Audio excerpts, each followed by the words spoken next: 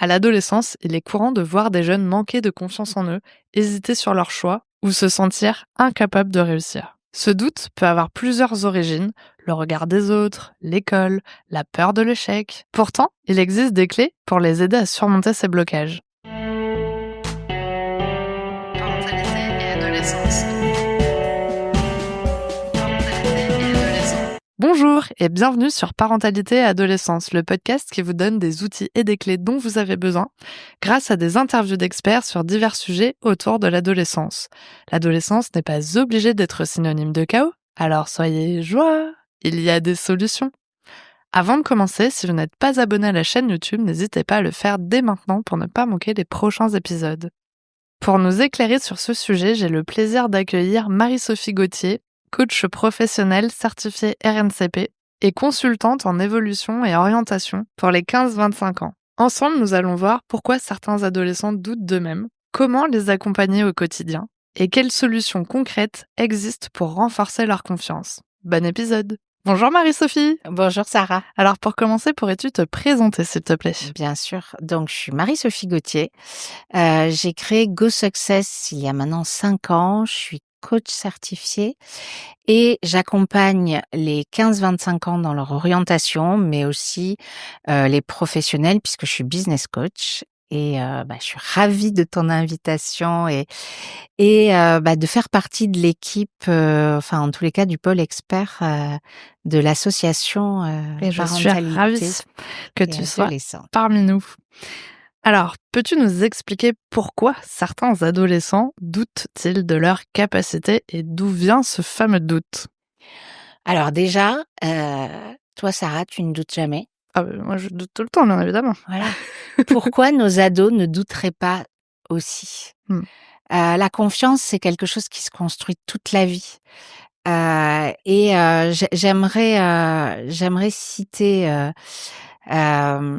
2 citations, s'il te plaît. L'une de Léonard de Vinci: «Qui ne doute acquiert peu». Donc, notamment pour des jeunes, mais pour moi, l'apprentissage, c'est toute la vie. Il faut acquérir, il faut grandir. Et donc, douter, c'est pouvoir acquérir. Voilà. Selon moi, c'est normal. Après, à nous, parents, je dis nous parce que je suis aussi maman, mais aussi dans mon travail, à nous, adultes, d'accompagner et d'aider les jeunes pour justement gagner en confiance. D'accord. Et du coup, comment ça se fait que certains doutent et d'autres non? Est-ce que tout le monde doute finalement? Selon moi, oui. Parfois, alors certains ont davantage confiance en eux et on va le voir. Il y a des outils, il y a des moyens de pouvoir gagner, de travailler sur la confiance. Peut-être que ces jeunes-là ou ces personnes-là, de façon générale, ont réussi à avoir ces expériences parce que pour moi, c'est vraiment via l'expérience, se confronter au réel qui permet de moins douter. Et c'est vrai que cette génération-là des adolescents, ce qui renforce le doute, selon moi, mais on ne rentrera pas dans ce vaste débat, ce sont les réseaux sociaux où on est tout le temps à se comparer. Ouais. Et le fait de souvent se comparer, d'être dans la comparaison, conduit au doute. D'accord, très bien. Alors, justement, comment accompagner un ado en manque de confiance? Est-ce qu'il y a des choses à éviter également? Alors, pour commencer d'abord sur comment l'accompagner, il y a l'écoute, lui laisser un temps de parole. Souvent, en tant que parent, et moi-même je me mets dans ce dans ce panier, on a tendance à vouloir expliquer, à vouloir dire, à vouloir, partager son expérience. Mais avant tout, l'écouter, ça veut pas dire, accepter et cautionner tout, hein. En revanche, pas prendre ce temps de l'écoute. Écouter, laisser s'exprimer, rebondir, questionner, avoir cette écoute active qui est, plutôt que d'avoir un côté très affirmatif, aller lui dire: «Ah bon, et qu'est-ce que tu penses d'itérer en fait?» Voilà pour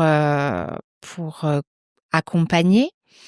L'accompagnement, ça passe aussi, par, lui permettre d'être confronté aux choses de la vie, au réel, être dans le réel, être dans l'action, faire ses expériences. On a tous envie de protéger nos enfants, d'autant qu'on est dans un environnement où, on nous parle et on est la société fait qu'il y a quand même, des dangers qui sont réels. En revanche, être confronté, à des situations via le sport, via aller en ville quand on commence à avoir l'âge, c'est aussi être confronté à des difficultés, voire à des échecs, sortir de sa zone de confort et pour gagner en confiance, pour savoir qu'on est fort, sortir de sa zone de confort le permet. Mmh. OK. Est-ce que du coup, il y a des choses quand même à éviter? Si on est vraiment dans l'optique de vouloir accompagner son jeune à avoir confiance en lui, est-ce qu'il y a des trucs vraiment, il faut pas les faire? Oh ouais, alors, bon, je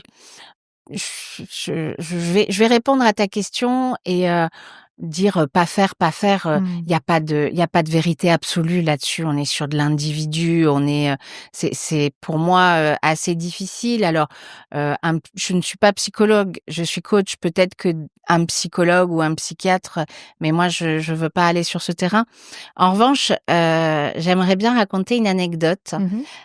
C'est la directrice, d'une école qui partageait cette idée, alors plutôt, proche de la retraite et qui interrogeait les parents en disant, «Mais, vous quand vous étiez petits, vous alliez acheter le pain, vous alliez seul à l'école» et elle disait: «J'observe, moi, que très peu d'enfants viennent», alors c'était une école primaire, D'accord. viennent seuls à l'école.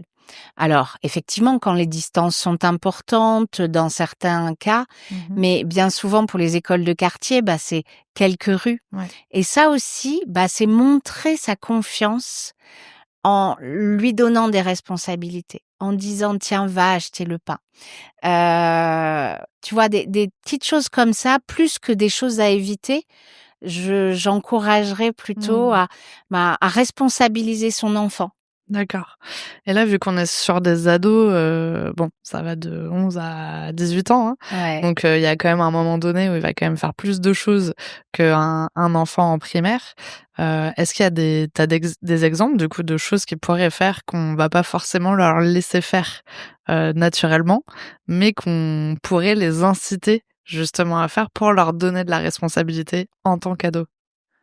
Alors oui, je prenais l'exemple des plus petits, mais c'est valable en grandissant avec Mmh. le niveau de responsabilité et de responsabilisation qui augmente.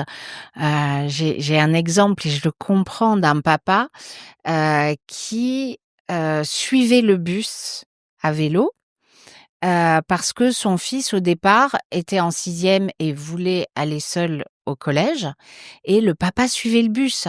Mais il lui disait pas, c'est déjà ça. Mais quelque part, voilà, en plus, ils ont enfin, il y a des moyens de communiquer. Enfin, quelque part, une fois de plus, hein, ça dépend des contextes et je suis pas Ouais, là ouais, pour, bien sûr. avoir un côté moralisateur, pas du tout et puis c'est plutôt drôle. Mmh mh.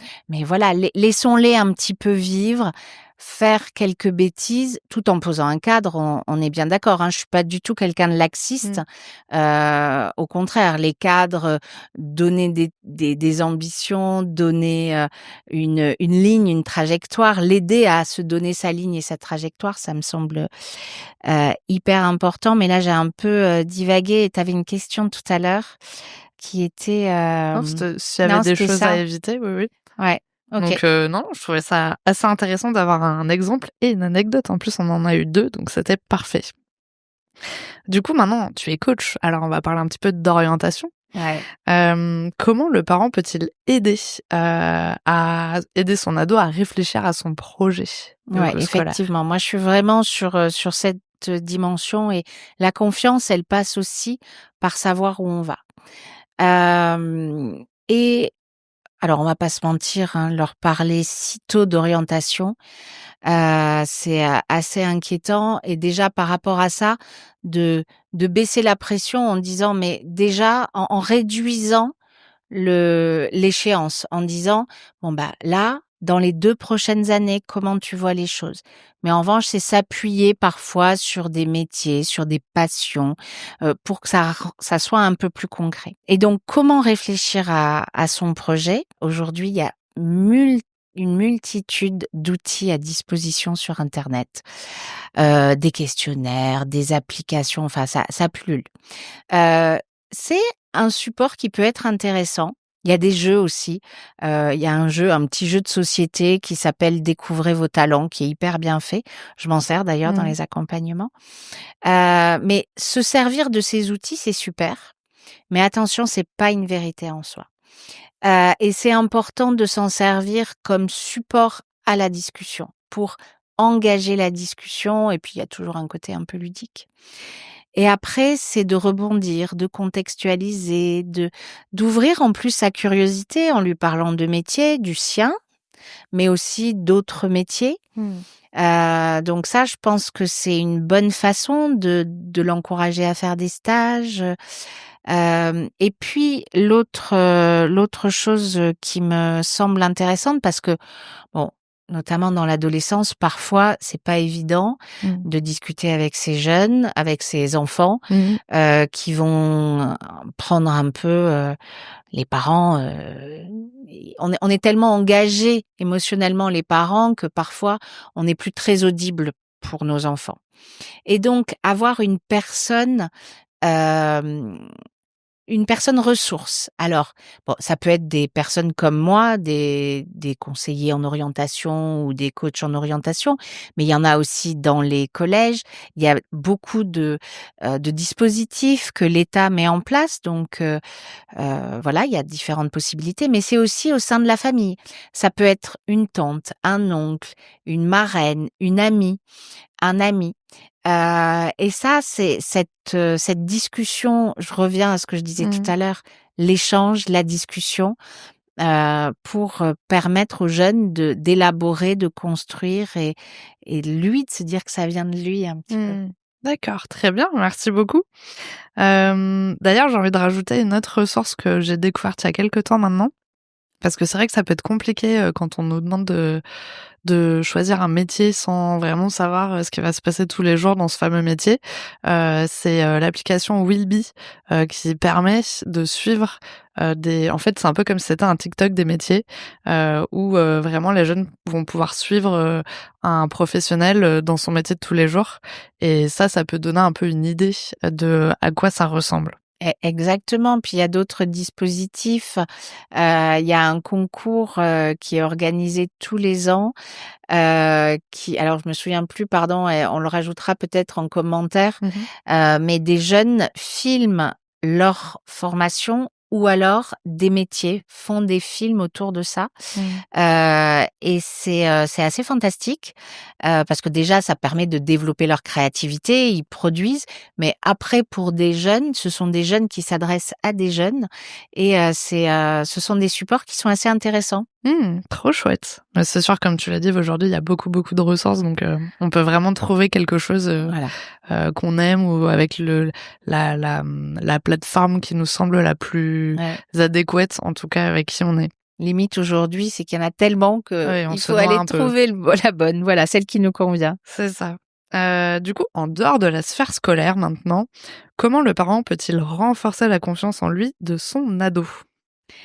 Alors, bah, ça, c'est quelque chose de très, très personnel. Donc c'est pas le parent qui va pouvoir, mais en revanche, c'est lui donner l'opportunité, par le sport. Le sport, vraiment, c'est une façon, de pouvoir se confronter, et de pouvoir, se mettre en situation de réussite, notamment pour des jeunes qui parfois sont pas très académiques. Ouais. C'est vraiment une façon de travailler sa confiance.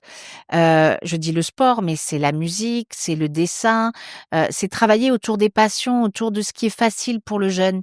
De travailler sur ce qui est facile, de continuer, ça montre qu'on est fort au moins dans une chose. Ouais. On est tous des talents et ça permet, grâce à ça, les Américains sont très forts là-dessus. Ils vont vous faire travailler sur ce sur quoi vous êtes fort et pas forcément pointer ce qui va pas. Déjà, le renforcer les points forts, et puis ensuite, il y a cette idée, je pense et ça rejoint un peu de récompenser l'effort. Et alors ça sort ça a été prouvé par des recherches en sciences cognitives. Parfois, on a tendance à dire: Tu es beau, super, tu es intelligent, moi j'entends, mais mon enfant, mon fils, ma fille, je sais qu'il a les compétences, c'est quelqu'un de très intelligent», et quelque part, ça enferme, ça cristallise.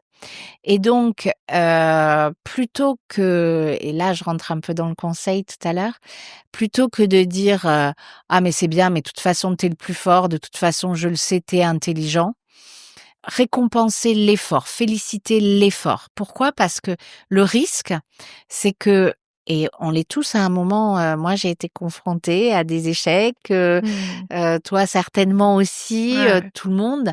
Mais l'idée, c'est que si on est trop positionné sur, être le plus fort, eh bien, dès lors qu'on est confronté à un échec, là, on s'effondre. Mmh. Tous nos repères s'effondrent. Alors que le travail, c'est bien, tu as travaillé, c'est bien, tu as compris. Là, on est sur une autre dimension. Mmh. OK. Alors l'avant-dernière question est un peu plus compliquée. On va voir si tu vas nous trouver une réponse satisfaisante ou en tout cas avec laquelle on pourra repartir en ayant des pistes de solutions. Que faire si un ado refuse d'envisager un avenir parce qu'il se sent incapable de réussir? Ouais, ça, c'est difficile et alors là, on est, au plus bas de la confiance. Et puis, notre système qui est très basé sur les notes, et cetera, heu, participe à ça. Mmh. Et puis il y a même parfois j'ai pu observer des jeunes, mais brillantissimes, qui eux aussi pensaient, douter vraiment de leurs capacités. Ouais. Pouvaient être vraiment freinés, donc oui, c'est une vraie question. Et là, moi, il Est-ce y a que tu as une une vraie réponse du coup? alors, en tous les cas, il y a une chose c'est s'inspirer d'histoires. Lire et encourager à lire ou, alors c'est pas toujours évident de lire, mais si d'ailleurs, il y a eu un conseil récemment, lire 10 minutes avec son enfant tous les jours. Déjà nous, ça peut nous faire du Mmh. bien. Petit à petit, il y a un rituel qui va, s'instaurer et ça permet de faciliter. Donc déjà essayer de faire ça et lire des biographies, s'inspirer de personnages. Heu, En fait, les plus grands ont eu des parcours assez atypiques, qui tout n'est pas linéaire et de découvrir ces vies, eh bien, ça peut être inspirant et ça peut rassurer et ça peut permettre de voir que même les plus grands de ce monde, passé ou présent, sont passés par des périodes de doute. Leur chemin n'a pas été Mmh. linéaire et facile. Donc ça, vraiment, c'est important. Et puis, ne pas aller sur nos figures et nos références. On peut en suggérer. On peut soi-même lire un livre qui peut donner envie à son enfant, à son ado d'aller vers ce livre. Mais par exemple, il est fan d'un influenceur, tous, il y en a qui sont extra, et bien lui proposer, de regarder si c'est, via une vidéo ou beaucoup écrivent des livres, c'est de d'aller vers ce qu'il aime. Mmh. Comme ça, déjà, on va pas le lui imposer ou ça sera un peu moins subi, mais il pourra se rendre compte par quoi est passé parce que Ouais. la vie, c'est une construction, voilà. Mmh. Donc moi, je trouve que, voilà, passer par la vie des autres, regarder, s'inspirer de la vie des autres, ça permet de cultiver la curiosité en plus. Mmh. C'est un super conseil, hein, Bah, franchement. merci. J'avais pas d'a priori forcément sur ce que tu allais pouvoir nous répondre à cette question, mais franchement, je trouve ça assez, intéressant et ça amène aussi, tu vois, tu parlais de youtubeurs, de personnes, connues en fonction de ses centres d'intérêt tout simplement. Et ben, il y a la vidéo, mais il y a aussi le podcast finalement. Il y a aussi aujourd'hui beaucoup de podcasts, Ouais. qui font des interviews, comme on est en train de le faire aujourd'hui, mais sur des personnalités, et du coup, on peut vraiment trouver, des podcasts avec des invités qui peuvent, attirer plus ou moins vos ados, et notamment je pense au podcast de Nouvel Oeil, de, Victoria Guillaumont, Ouais. qui a commencé ce podcast quand elle était en études encore, donc je crois, je vais peut-être pas dire de bêtises, mais je crois qu'elle avait 23 ans, 23 ou 24 ans. Et du coup, elle a pu interviewer vraiment beaucoup de personnalités inspirantes. Et ça, c'est déjà un bon Ouais. début. Et du coup, ça permet également de regarder même le parcours de la podcasteuse Mais elle-même, oui. et de se rendre compte du chemin qu'elle a fait parce qu'elle n'était pas du tout destinée à faire ça. Et elle a écrit 2 livres déjà. Et donc, du coup, ça peut être assez aussi inspirant de regarder des parcours comme ça qui sont très variés comparés à peut-être des métiers que pouvaient faire nos parents ou nos grands-parents. C'est vrai que maintenant, on fera jamais tous le même métier toute notre vie, quoi. Ah bah, clairement, statistiquement, ils vont faire, cette génération, sera conduite à exercer peut-être jusqu'à 10 métiers différents. Alors ça veut pas dire, des reconversions à 360, mais il y aura cette Mmh. évolution et cetera, ça c'est sûr. Et oui et alors on le mettra aussi dans les commentaires si tu veux bien. Il y a d'autres, podcasts qui sont hyper bien et justement qui mettent en avant ces Mmh. parcours. Et puis, rien que, alors ça a fait un carton, mais le challenge qu'Inoxtag, s'est Ouais. donné, pour l'Everest, bah, rien que ça, c'est chouette à voir, quoi. Et Mmh. de le partager aussi avec son enfant Ouais. pour pouvoir après en parler. Ouais. Bah, Voilà. typiquement, tu vois, le documentaire qu'il a réalisé, moi, c'était pas du tout un youtubeur que je suivais, mais du coup, j'ai eu envie de le regarder pour, bah, déjà, m'intéresser aussi un petit peu à ce qu'il avait fait et à qui il était. Et au-delà du fait qu'on voit quand même de très belles images, c'est intéressant de voir justement par quoi il est passé, comment en fait on fait pour se préparer, Ouais. à gravir, ces challenges-là finalement. Mmh. Alors bien sûr, c'est dans la réalité, du jeune, à ce moment-là, hein, donc on part pas tous, forcément avec les mêmes, les mêmes cartes au départ, mais ça donne déjà quand même, une bonne inspiration en tout cas pour les jeunes qui regardent ces documentaires. Ouais, ouais, c'est vraiment, inspirant et intéressant pour eux, de s'appuyer là-dessus, et puis de le partager. Ouais. Vraiment, Ah ouais, complètement. Du coup, on arrive à la dernière question. As-tu un message à transmettre aux personnes qui nous écoutent aujourd'hui? Ouais. Alors, certes, tu m'avais donné les questions, mais celle-là, j'aime pas trop la préparer parce que ça dépend un petit peu, de ce qu'on a pu se dire. Ouais. Tu vois, j'aime les échanges assez spontanés. Bon, c'est un peu bateau l'écoute, mais au-delà de ça, c'est faire confiance à son enfant. Montrer qu'on a confiance en lui et déjà, bah, ça permettra de se dire que, il ça enfin, directement, ça on travaillera sa confiance. Après, par rapport l'orientation, c'est quand même une façon de pouvoir gagner en confiance et de travailler sur, se donner un but. Les jeunes, et pour tout le monde d'ailleurs, il y a certaines matières où vraiment, bah, ils aiment pas, Mmh. donc ils travaillent pas. Mais malheureusement, ça peut être complètement bloquant, et si on réfléchit à l'orientation, si on se dit: «Bon, ben voilà, tu as envie de faire ça, mais pour faire ça, voilà quelles sont les choses requises needs. Et donc, tu vois, pour arriver à ça, voilà ce qu'il faut faire. Et ça permet aussi de donner cette trajectoire, de se dire, OK, ça donne du sens Ouais, à à ce qu'on l'apprentissage. veut faire, Ouais. aux apprentissages.